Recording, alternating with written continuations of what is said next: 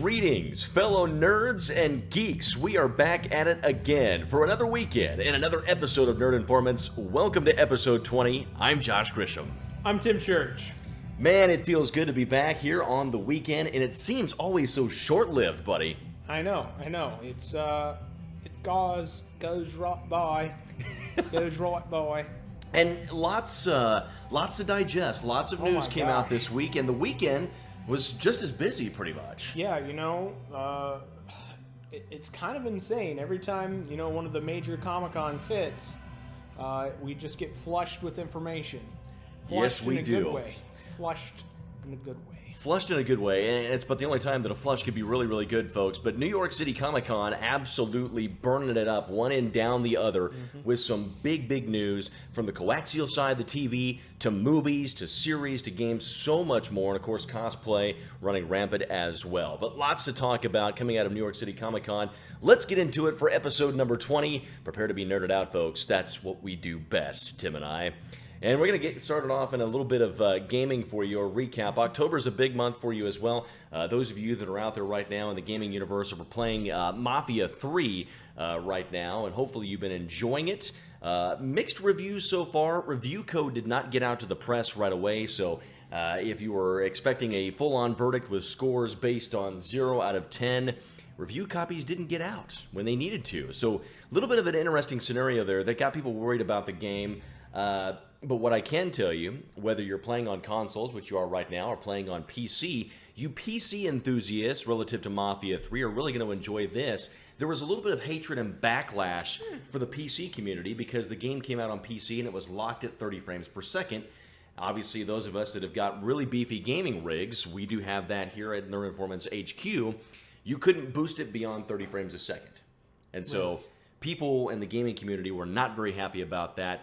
But we can tell you, and you're going to be liking this news quite a bit, there is a patch out right now that you can get on your computer that will unlock the frame rate for Mafia 3, and yes, you can play the game above 30 frames per second. So that is out right now. There's peace in the PC gaming community for Mafia 3. They got to be careful with that stuff. I mean, when that happens, that's war. I mean, it's a flame war. It's exactly what creators do not want to have happen, because it does not make the fans happy. When fans aren't happy, fans aren't buying, and when fans aren't buying, I gotta sneeze. Go ahead and sneeze. I've got them covered. But I will tell you, folks, whether it's 30 FPS or it is 60 FPS or beyond, gamers appreciate that extra boost because there's always that fluidity debate on what is better, whether it's 30 frames per second or it's 60. There are plenty of people that sit on either side of the fence, but developers need to make sure that it's open and it's accessible to all types, so you can play the game as you want it to see fit, and it's customized for your gaming rig. So it's out, play it, use it, enjoy it. Do it. Also, we do want to let you know that this month is also big for gaming, where we're looking forward to the release on October 21st of Battlefield 1. It is a return to roots. It is a return to form, World War I to be exact, from developer DICE. And of course, the campaign looks great. We're getting into some of those multiplayer battles as well. Battlefield 1 sees release at home on October 21st. And of course, we are 4 days away. 4 days away, Nerd Informants HQ. We are going hands-on. We're going in-depth with PlayStation VR. So yes, virtual reality is coming home to Nerd Informants HQ. Time will tell if Tim Church is going to get sick in his testing or he's going to crap his pants. One of the two. But it's going to be a lot of good fun. And of course, hopefully, Tim, they got a chance to see our closed-door experience preview of PlayStation VR. That was a lot of fun. That looked like a lot of fun, and I was honored that Josh got to go. I'm not sure where Tim was, but I was working. I was making the monies. We were split in half, but I took one for the team and got a chance. Thanks to Kyle Jeffrey, who's a good friend of mine. I used to work with him up at our local GameStop.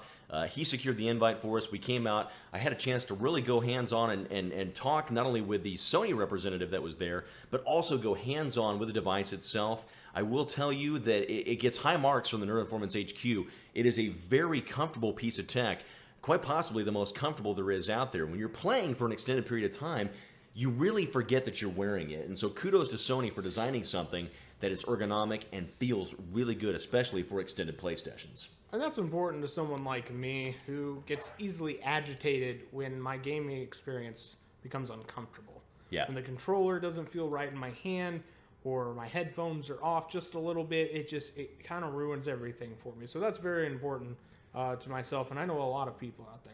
Well, and the cool thing is for you, and I think you're really going to like this when we get into our demo sessions with the PlayStation VR, once we bring it to the HQ, I will tell you that you can play it with glasses. You're not going to have to take off your glasses because it gives you the room and the comfort to be able to play with your glasses on.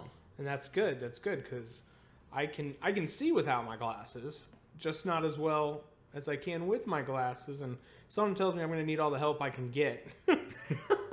But the cool thing is all of the demos were readily available. We got a chance to see them all. We got a chance to see Thumper.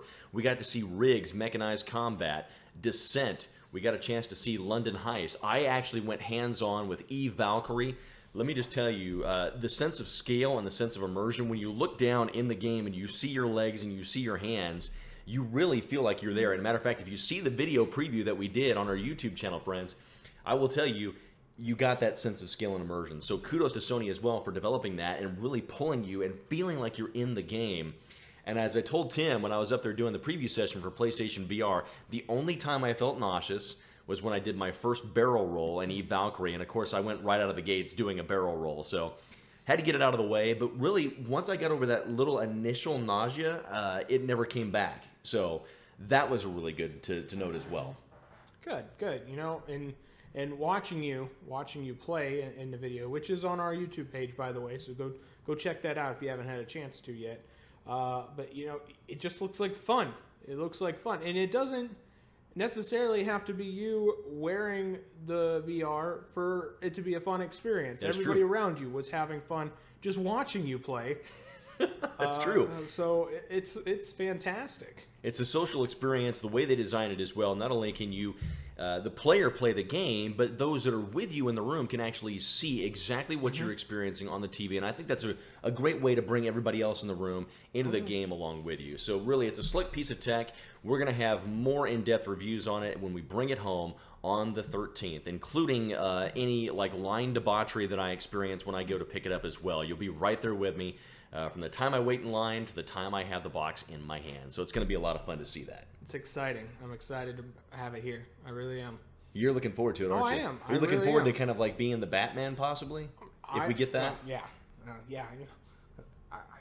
It's indescribable how much I want to be Batman. He's ready for it.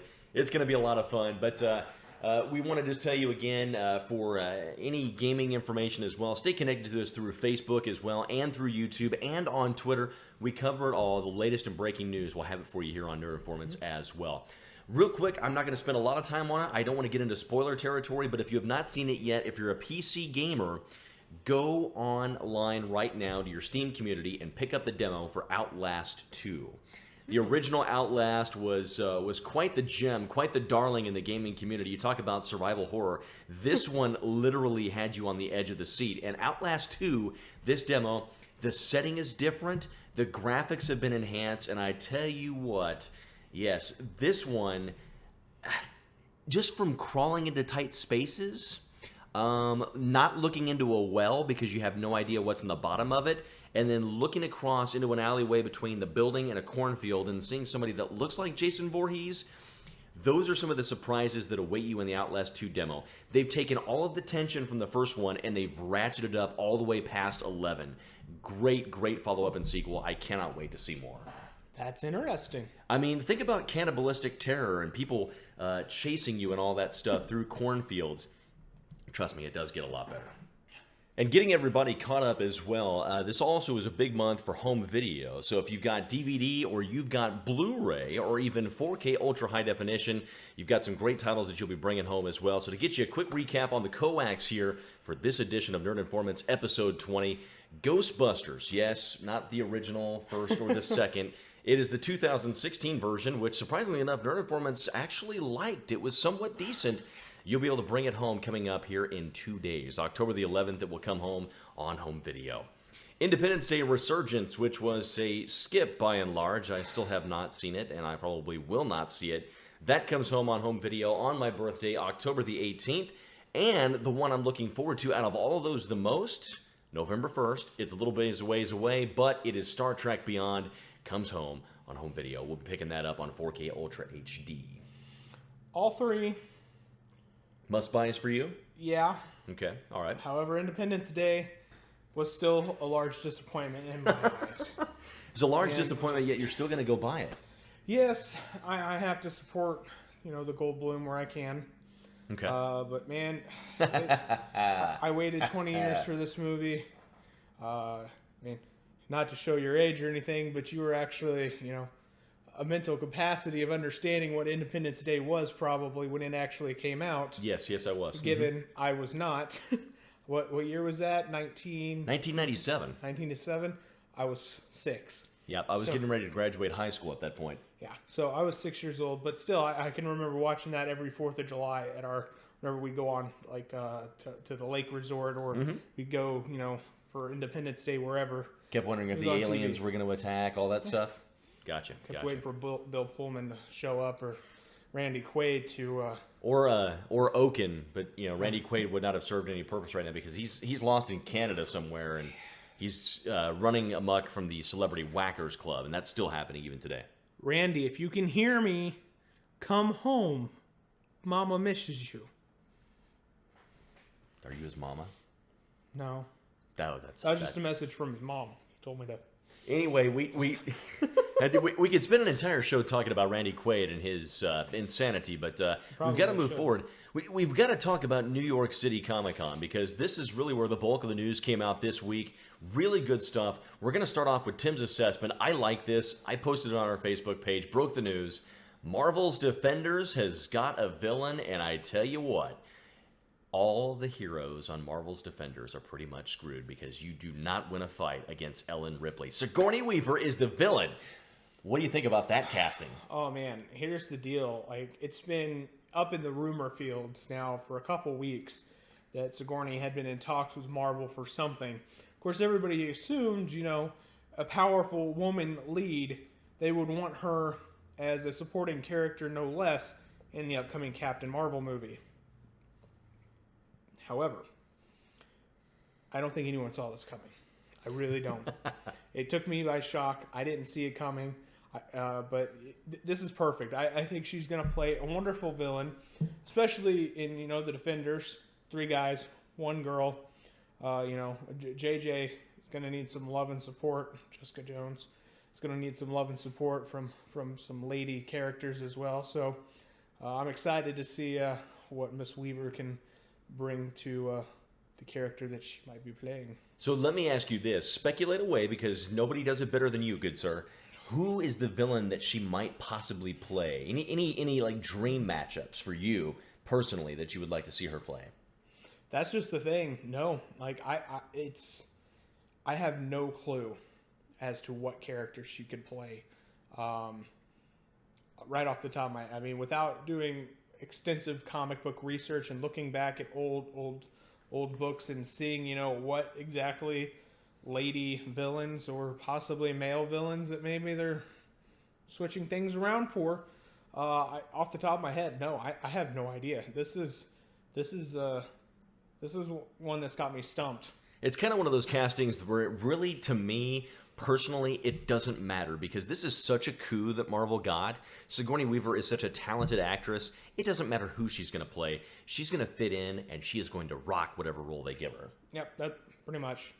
Yeah, I don't even care who the villain is, honestly, as long as she does an ace job, which I'm sure she will. Okay. But yeah, it's kind of blowing my mind that I don't have a fan cast villain for her, because she could play any realm of anybody. So let's make her Bullseye. Gotcha. Big bullseye right on her head. I want Tim to go ahead and speculate away on this one as well, because quite frankly, the trailers for Marvel series that have been coming out of New York City Comic Con have been mind-blowing, and one such exception of that, awesome, absolutely awesome, hitting all the right beats, is Marvel's Iron Fist. Tim, speculate away. Here's the deal, Josh. We're going to have to watch it. Gonna have to watch it. I'm down with that. I thought we would do a reveal. I've not watched it purposely with the idea of us doing a reveal watch, a reaction video, if you will, for Okay. the Iron Fist trailer.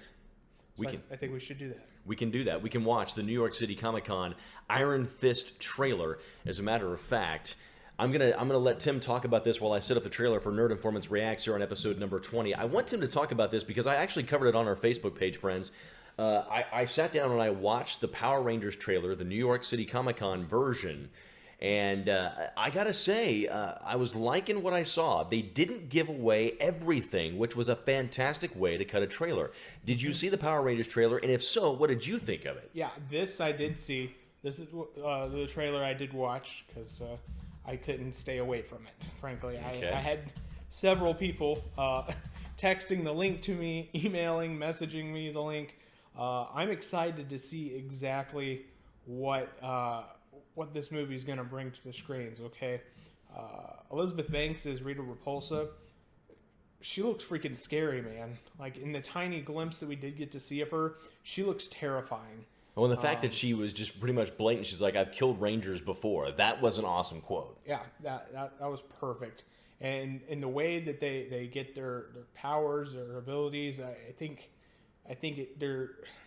There's people on the internet talking that it's like a Chronicle vibe, you know? Yeah, something to that effect. But I'm okay with that. Okay, I've kind of always had it in my head that would be the perfect way for the Rangers to get their powers.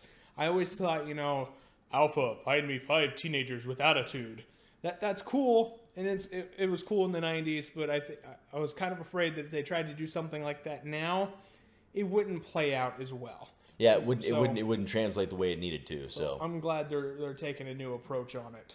Now, the cool thing about Rita Repulsa in this as well is that no Rita Repulsa in a Power Rangers movie, a series, would be complete without her chief henchman. Also, it came out, we had this on our Facebook page as well, Goldar is going to be in the movie. He has not been on screen since 1995. What do you think about Goldar? The Gold-Winged Monkey is in it. I'm excited, 1, to see that Goldar's coming back. 2, I'm excited to see how they're going to create that character. Is it going to be, I want it to be practical. I do. Part of me actually wants to see a guy in a costume, just totally out of place. I just want the old Goldar costume back. Just have a guy walking around in a big costume. But the other part of me kind of wants to see Rita turn a human of some kind into Goldar, and use him for evil doings. Make my monster grow, right? Yeah, something to that effect. But Goldar's in it. Big news as far as Power Rangers is concerned. We've got Goldar. Hadn't been on screen since 1995. The trailer looks badass. Mm-hmm. You owe it to yourself to nerd out and check it out for yourself. It's time. You've waited patiently. Yeah, let's do it. We have got a Nerd Informants Reacts. It is Marvel's Iron Fist. Tim and I are going to react to the New York City Comic-Con teaser trailer. It's 1 minute and 28 seconds in length. Here we go.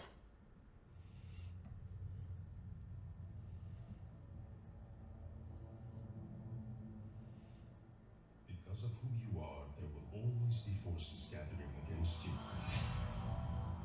Disguised as a friend, slipping past you as a stranger. They are everywhere.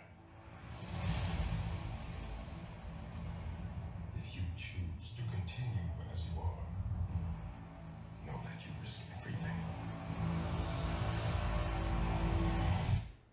It's time. A child touched by fire, destined to be our greatest warrior.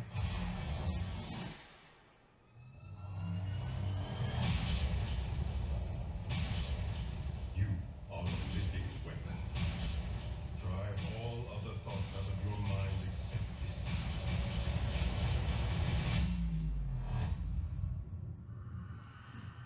This is my purpose.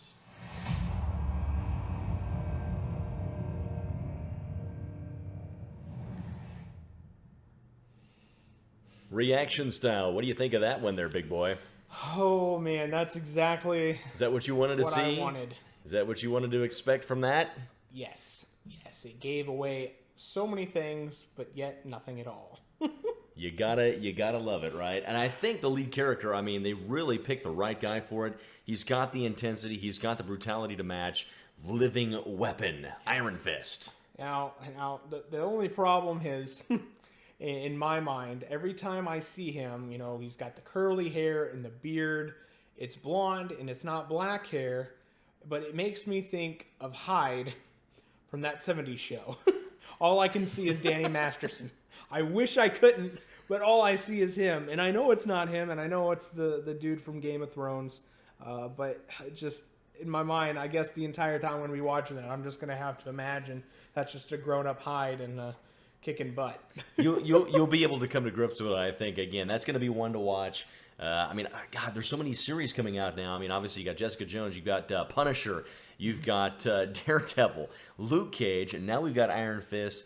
We're not going to be short on content to watch by any stretch of the imagination. It's going to be a lot of fun to see these series come to fruition and then everything get tied up in the Marvel Cinematic Universe. Man, it is a good time to be a geek, is it not? Yeah, and so Iron Fist March, right? We're getting Iron Fist March. Yep. Which means Defenders will only be a few months after that. And then, of course, they'll reboot the other series. So we'll probably be seeing Jessica Jones Season 2. Definitely going to be seeing Daredevil Season 3. And, of course, The Punisher. We'll be seeing that at some point. So, which has already begun filming. So that's exciting. Man. Good stuff, friends. Very, very good stuff. All right, it's Walking Dead. Now, no edition of Nerd Informants, especially episode number 20, would be complete without talking a little bit Walking Dead Season 7. New York City Comic-Con was a place for some bombshells, and my oh my, is the team getting a little inventive behind Walking Dead Season 7, releasing a trailer that we thought was exclusive to New York City Comic-Con, but it is online. We have it at Nerd Informants through our Facebook and our Twitter feeds. You need to go there and watch it for yourself. If you don't want to be spoiled, the trailer doesn't give anything away, but it opens up your mind for speculation as to who Negan killed at the end of Season 6. And Tim and I believe it's a twofer. Not one died, but two died. Mm-hmm. And it gives credence because the way you're looking at the end of Season 6, here's Rick, and then to his left, which would have been his right if you're Rick yourself, Abraham and Glenn. And those are the two guys that Tim and I speculate are going to bite it at the end of Season 6 going into Season 7. You need to watch this trailer because Negan is at his most epic badass, I will tell you that much right now. It really is the aftermath. He's already killed one or two people or however many it was, and he's talking to Rick, and Rick just looks just absolutely just defeated, but he's defiant because he says this to Negan: I'm going to kill you. Not today, not tomorrow, but I'm going to kill you. And then Negan, of course, responds in the most epic way possible. He talks to Rick, talks about a right-hand man, and he's like, oh, did I already just, with one of your right-hand men? And so he basically grabs Rick by his collar and drags him off into the RV. That's the end of the trailer. You have no idea what's going to happen. But if you're a comic book fan, you know that Negan chops off one of Rick's hands. And I think that's going to happen in the opener of Season 7. Along with two deaths. I want to see that. And kind of how I picture the episode being played out. Abraham's going to go first. And then they're going to leave it almost open to where Glenn's going to live. And you're going to get hopeful. Okay, Glenn's not going to die. And then they do it. That's the Walking Dead way, I believe. And I also believe that we're not going to get to see things in chronological order. I'm pretty sure that they're not going to straight open with who died. Okay, that's not how they're going to open. I think they will. I think we're going to get to see that part with Rick. That's what we're going to get to see first, and they're going to leave it open to speculation for at least a good quarter of the opening episode. So, oh man, just prepare yourselves. October 23rd, The Walking Dead is back. It is a Season 7 opener. Who is going to die? Is Rick going to keep his hand? Speculate away, friends. It's going to be a big debut episode with Jeffrey Dean Morgan as Negan, one of the most villainous characters in Walking Dead lore and history in the comic books. I cannot wait. Yeah, and I should add to this that we also reported this on our Facebook that Glenn, the gentleman who plays Glenn, he is up for a possible role. It's, of course, only the Batfleck. That's right, as Nightwing. I like it. That's inspired casting. Nightwing does not have to be white. No, he doesn't. It's kind of like the Batman version of Kato. Yeah. You like that? Yeah, you like I do. that? I like that a lot. And of course, this is just rumor. It's not fact. It's been a lot of fan casting, but it was a fan casting that was brought up a couple years ago. But now that Batfleck is, making its way, and it's going to be coming onto the big screen, and it's going to be, his first solo movie following the Justice League. I'm thinking there's going to be room for Nightwing, and I'm fairly certain that if Glenn does get the axe or get the bat, if you will, there's big possibilities there. So. I like it. It's inspired casting. Stephen Yeun would fit in very, very, very well. I'd say make it happen. Yeah. Glenn's death results in success for us as nerds, right? Yeah, and of course, be interesting that Batman's dad kills Glenn, so Glenn can become Batman's partner, Nightwing. You see how that works? There's a lot of lore there, folks, but it all ties together. It's history. It's all connected. And another trailer drop. Now, Tim and I had actually been following this in tandem pretty close. He would do a post, I would do a post right behind him. He got the poster, I believe, on Facebook and Twitter, and then I was able to drop the trailer, which I think was really, really huge. We got that over the weekend, a big one.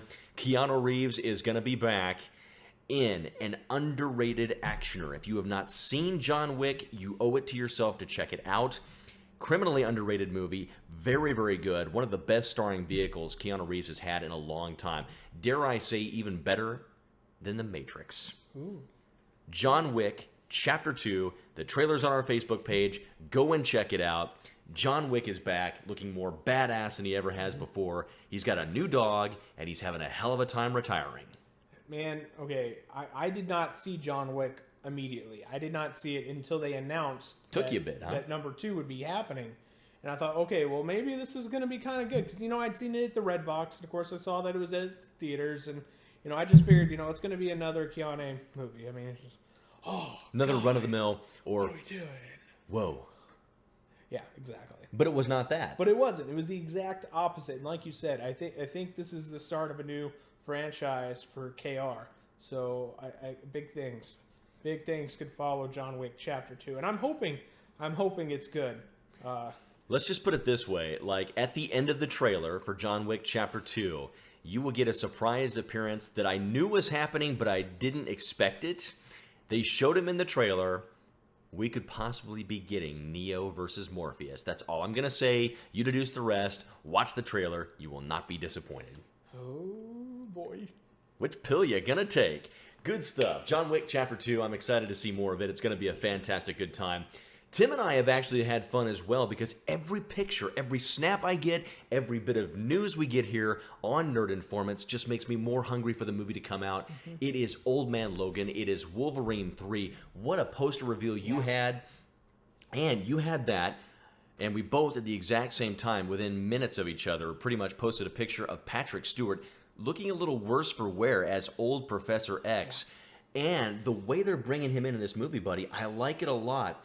Really, his mind is starting to go, and they're speculating that in the movie itself, Professor X will not know who Logan is on more than one occasion. Yeah. What do you think about that? What kind of implications will that have on the story? Well, as Patrick Stewart has said several times, he truly does believe this is going to be his last time in the wheelchair.